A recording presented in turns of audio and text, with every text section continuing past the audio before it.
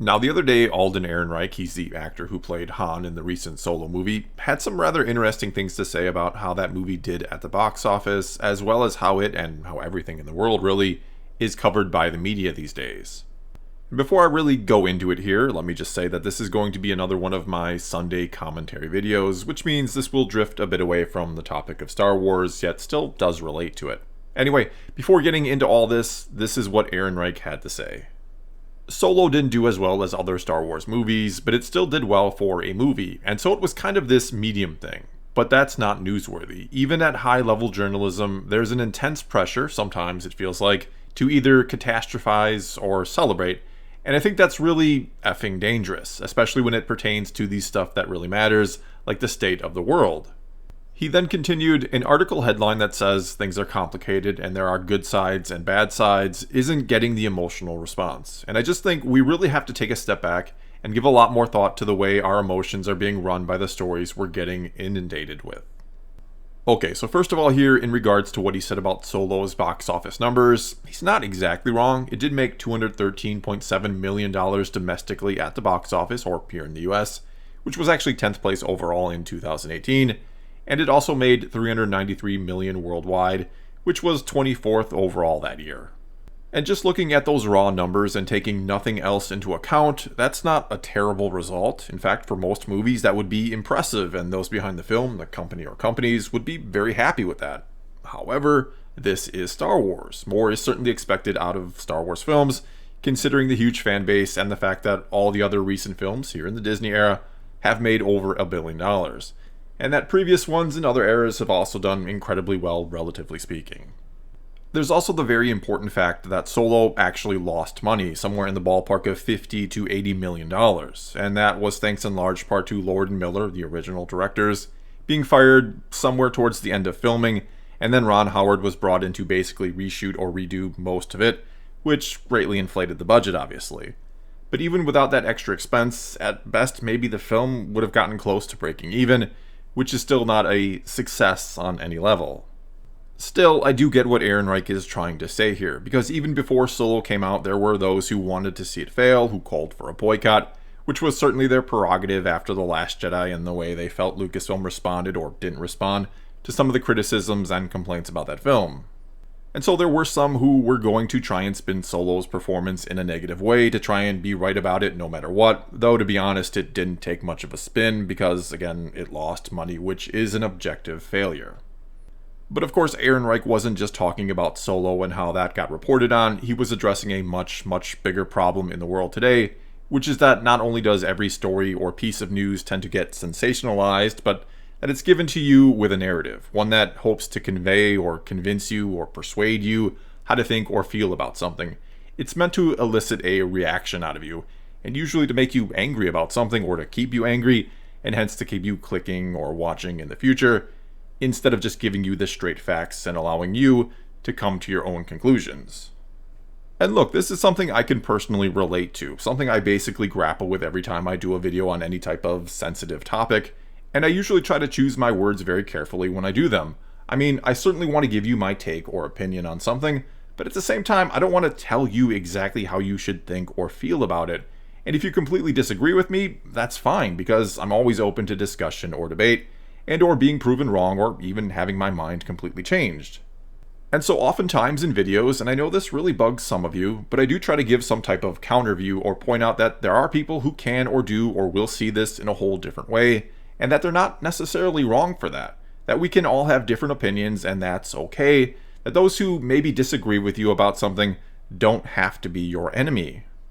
Especially when we likely have common ground elsewhere. The debate over The Last Jedi is a perfect example of this. Fans would rather seemingly fight over that one thing and get angry instead of realizing that beyond that one movie, we're all fans of the same franchise and we all want to see what's best for it, but we don't always agree on what that is. And beyond trying to just choose my words carefully in the videos, the hardest part of what I do is probably creating thumbnails and coming up with the titles for videos, and not just because I suck with Photoshop and making thumbnails is difficult in that respect, but because I obviously want the title and thumbnail to really capture the attention of a potential viewer. I do want people to watch my videos, of course, and since yes, I am very fortunate to be able to do this for a living, I do need people to watch my videos. And so I'd be lying to you if I said I never take that into consideration, that I never get a little clickbaity with a title or a thumbnail to get people to watch. But I try to never go too far with it or to be intentionally misleading with them. I do make sure my titles and thumbnails relate to the video and you get what's promised. And as I've said before, if you're going to spend your precious time watching one of my videos, I'll go out of my way each and every time to hopefully make sure it's worth the time you give me, and that I keep my integrity and give you a fair take along the way. And I really think all of this begins to address the root of the problem with the mainstream media today, mainly those huge cable news networks, which is that they're mainly doing it to make money, and they of course have to some extent in order to support themselves and their huge operations. And so just honestly reporting the news, again giving people the straight facts and letting them come to their own conclusions, that doesn't get you the clicks they need. Not when your competitor is selling a sensationalized version of the same story, and as I said before, getting an emotional reaction out of you, and usually a negative one because for whatever reason those dark set emotions like anger and fear get the clicks. And all of this then keeps you coming back for more. Everything today has to be huge or game-changing or breaking news, until the next day when another huge game-changing story breaks, or we learn more about that other one that makes it even worse than we originally thought, or when more info comes out and maybe it wasn't all that bad after all, but no need to report on that. And this happens so much that it's like The Boy Who Cried Wolf, where everything you hear is so major and important and game-changing that when something major and important really does happen, you don't really even take it all that seriously. Take the wildfires out west here in the US, or the constant hurricanes that seem to be battering the Gulf Coast right now. These are events affecting millions upon millions of people, but the only way I ever really see them reported on is in terms of how they affect the political landscape. But as they say, never let a good tragedy go to waste, and they certainly don't. And so all they do is take a story, spin it in a way where it's something that will get you worked up and angry, again so you'll keep clicking and watching, even if it means sacrificing their integrity for a dollar, or to keep their narrative intact. They do always try to tell you what's true, but from a certain point of view. And an example of this, and you can love or hate the guy, I'm just using this as an example when I saw it at some point and found humorous, is the different headlines we'd get if somehow Trump cured cancer. That the headlines on the right would be that Trump saves the world from cancer, but on the left it would be Trump puts thousands of doctors and healthcare workers out of work.